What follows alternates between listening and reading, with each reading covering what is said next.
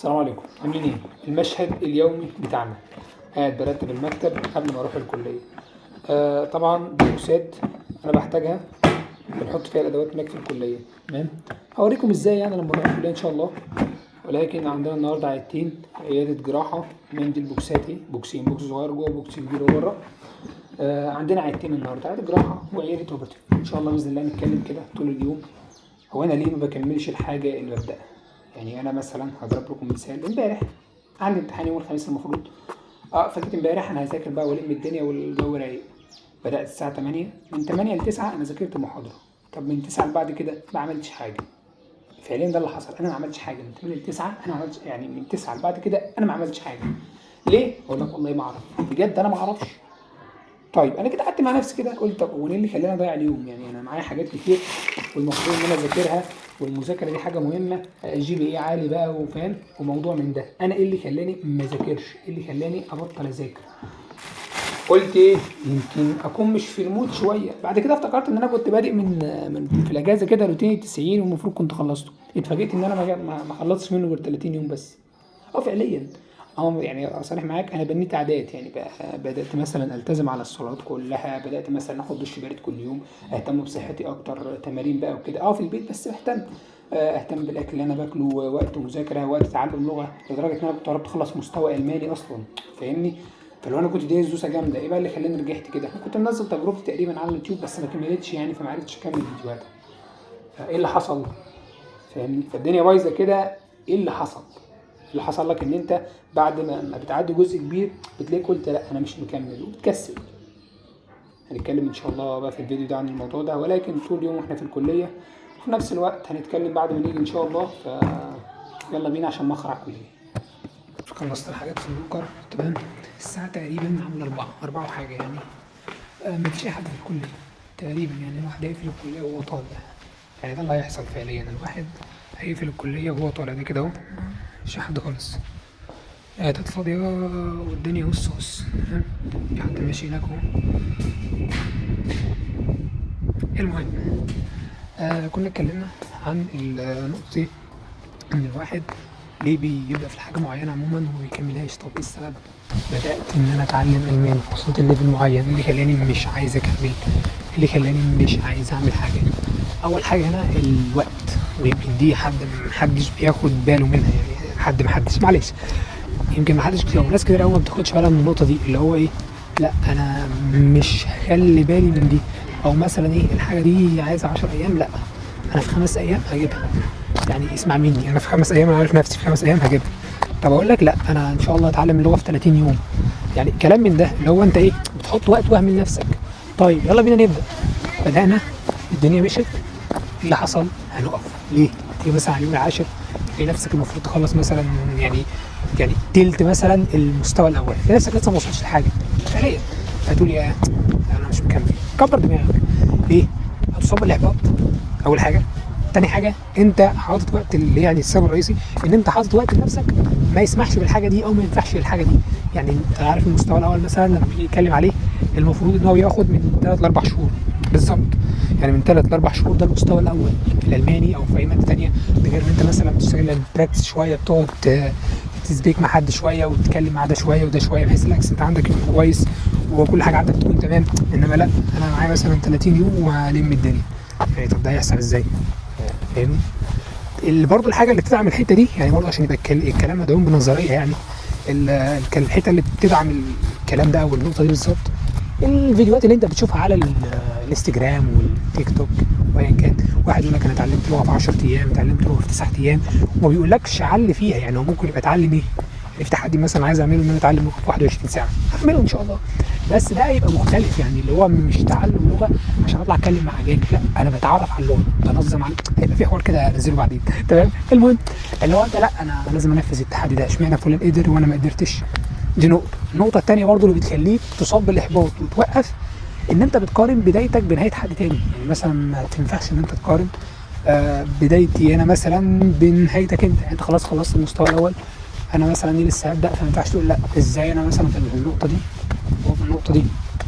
وصل لك الفكره؟ ما تنفعش لما تقارن مثلا بدايتك انت بين حد تاني، ده اكيد مش هينفع خالص خالص. الدنيا هتبوظ معاك، انت هتصاب بالاحباط، مش هتعرف تكمل. بس فلا، حط الاسباب العقلانيه اللي هو الوقت الكافي مثلا لتعلم اللغه دي او الحاجه دي. الحاجه الثانيه عندي ان انا ما اقارنش بدايتي انا بدايه حد تاني، وعموما ما تقارنش نفسك بحد خالص الا لو كانت مقارنه شريفه في حيث المنافسه، اللي هو انا وزميلي تعالى نعمل كده ايه، يعني ندرس مع بعض شويه، نشوف مين هيتعلم المستوى الاول يخلصه الاول ويكون نيتف شويه عن التاني. بس انما غير كده ما تحاولش ان انت تسعى لاي حاجه تاني. تمام؟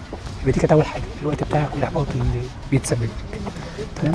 انا عايز اقفل الجامعه وانا ماشي عموما. ايه ده اللي بقوله؟ مفيش غير الاثنين اللي جايين دول، تبا لهم.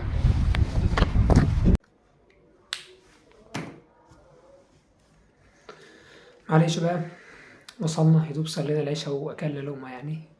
تمام. ليه؟ بالمره يعني. الكليه بتاعتنا بتمشي يعني، بص العبوديه خلصت من زمان، لا كليتنا لسه ايه، تستعبدك. تعالى الساعه 9 عشان اخرجك قبل المغرب، تروح تقف في الموقف، تستنى عربيه يجي ساعتين ثلاثه بقى انت وحظك. تمام. وتروح بقى، تروح امتى تذاكر امتى، المهم ان انا ايه، تيجي لي من 9 لحد الساعه 4 والساعه 5. تمام. فده ايه، ده بتاع كل يوم بقى. فيلا الحمد لله. وقفنا طبعا في الكلام عن ان انت بتستعجل النتائج. انا ما جبتلكش كده بصوره مباشره، ولكن قدرت اقول لك ان انت الوقت بتحط وقت قليل للخطه بتاعتك. الفيديوهات اللي انت بتشوفها والحاجات اللي انت بتشوفها في وقت قليل والتحديات اللي بتحصل دي بتخليك ان انت تبقى عايز تنجز الحاجه بسرعه. تمام. فدي من احد الاسباب اللي انت لازم تخلي بالك منها. مش معنى ان انا عايز اوصل لمهاره معينه او اعمل حاجه معينه يبقى انا لازم اخلصها بسرعه. ودي كانت من الاسباب اللي خلتني ان انا ما اكملش روتين ال 90. ان انا كنت شايف لا انا محتاج ابقى بروفيشنال قوي في الحاجه دي في خلال 10 ايام. طب يا عم هو اصلا الروتين 90 يوم، يعني هو الروتين 90 يوم، لا العبد اللي عايزه من 10 ايام يقفل كل حاجه يخلص اللعبه وخلاص، اسميه بقى روتين ال 10 ايام. تمام. فهو نفس الكلام، ما تستعجلش النتائج ابدا ابدا ابدا، اوعى تستعجل النتائج اي حاجه. كذلك الامر في اي حاجه بقى، يعني مثلا عندنا مثلا في الكليه وانا شغال على البيشنت او كده، المفروض ان انت اول بيشنت ماشي، تاني بيشنت، تالت بيشنت، تبدا الدنيا تمشي معاك كويس. انما انت من اول بيشنت عايز تطلع شغل هاي كواليتي بقى وحاجه كلاس ايه والكلام اللي لازم منه، مش هيحصل. اول بيشنت واللي انت عايز تعمله ده مش هيحصل. غالبا عشان دي شفتها مع بعض الاصدقاء، الحاله بتبوظ. تمام. طبعا مش بقول كلهم، يعني في من بسم الله ما شاء الله من اول مره بيطلع حاجه كويسه جدا، ولكن مش شرط. تمام، مش شرط. عشان بس نبقى صادقين في النقطه دي. خلاص. يمكن السبب في النقطه دي برضو، دي النقطه الاخيره اللي هنتكلم فيها ان شاء الله، عشان الفيديو بس ما يكونش طول عليك ان شاء الله باذن الله، زي ما قلنا يبقى في فيديوهات كتير يعني. فالحاجه اللي بعد كده ان انت ما تحاولش تضغط نفسك زياده عن اللازم. ما تحاولش ان انت تبقى بادئ بحماسه، اللي هو ايه، انا خلاص انا بدات عايز اتعلم الماني. تمام.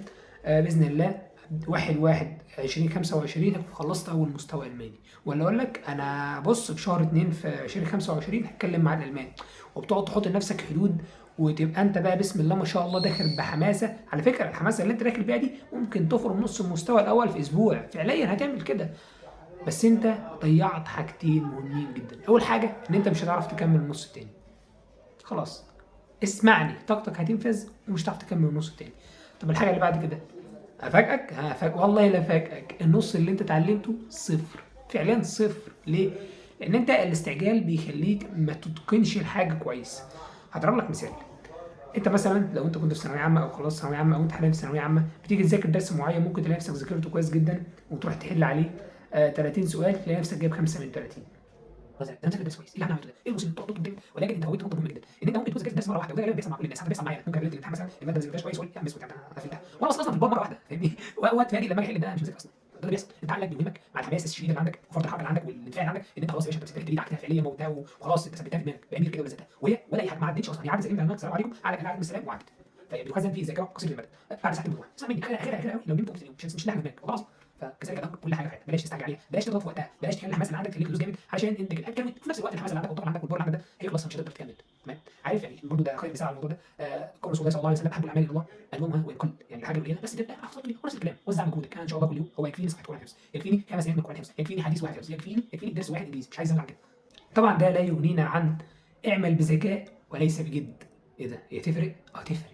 تفرق بين انت شغال بدماغ وبين ان انت يعني انا اسف في اللفظ يعني ماشي وخلاص.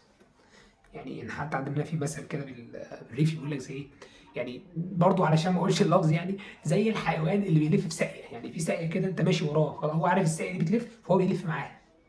فاهمني؟ انا طبعا يعني لا اقلل من الناس اللي هي بتشتغل او بتبذل مجهود في الشغل او في المذاكره او في تعلم حاجه، لا اطلاقا اطلاقا، ولكن لا انا شغل دماغي شويه، شغل دماغي شويه قبل ما اعمل حاجه. طيب ازاي؟ لا مش هينفع اقول لك بقى دلوقتي، الفيديو طويل وانت اصلا زمانك مليت ده لو حد شاف الفيديو اصلا.